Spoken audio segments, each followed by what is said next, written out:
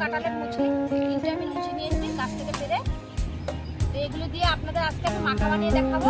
তো দেখুন বন্ধুরা, আমি কাঁঠালের মুচি মাখা বানানোর জন্য এখানে নিয়েছি চিনি, আর নিয়েছি লবণ, আর নিয়েছি এখানে লেবু পাতা 4টে, শুকনো লঙ্কা পুড়িয়ে নিয়েছি, আর এখানে নিয়েছি তেঁতুল। তেঁতুলগুলো আমি ভিজিয়ে রেখেছি আগে থেকেই।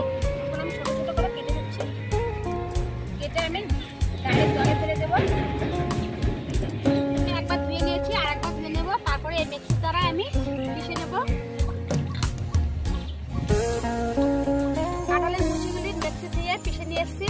এখন দিয়ে দেবো তেঁতুলগুলো, আর দিয়ে দেবো চিনি, আর দিয়ে দেবো স্বাদ অনুসারে লবণ, পাতাগুলো দিয়ে দেবো, আর দিয়ে দেবো শুকনো লঙ্কাগুলো। সবগুলো উপকরণ আমার রেডি হয়ে গেছে। এখন আমি ভালো করে এগুলো কচতে মেখে নেব। আমি খেয়ে দেখি কেমন হয়েছে।